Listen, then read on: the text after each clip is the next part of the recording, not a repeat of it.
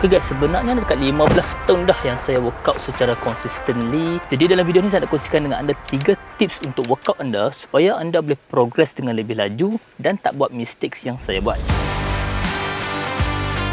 Okay guys, the first tips adalah untuk kita cuba dapatkan some kind of pre-workout. So usually saya akan minum some kind of kopi kosong ke ataupun extra joss. So pre-workout ni penting untuk boost kita punya energy sebelum kita punya workout. Sebab most of the time bila kita nak workout ni, kita bawa balik kerja ataupun bawa balik daripada kelas. So baru-baru ni semalam aku jumpa coffee mints yang setiap mint ni ada lebih kurang 50mg sebab dia adalah per 100mg. So sometimes kita tak maulah nak minum-minum kopi ke apa kan. Kita nak just something macam mint untuk kita dapat caffeine effect tu.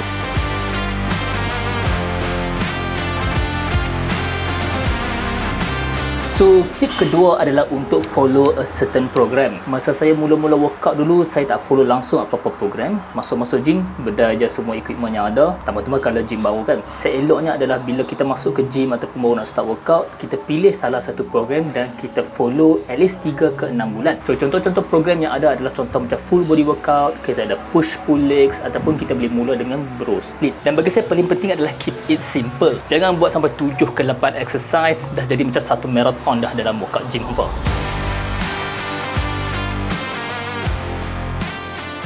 Guys, last sekali adalah tip yang ketiga adalah berkaitan dengan protein intake. Sebenarnya suplemen protein ni memang tak wajib, tapi kalau hampa tahu banyak mana protein yang hampa perlu dapat dan banyak mana protein yang ada dalam sesetengah makanan kita, betapa convenientnya ataupun memudahkan suplemen protein ni. Dan buat masa ni saya menggunakan Medishake punya suplemen.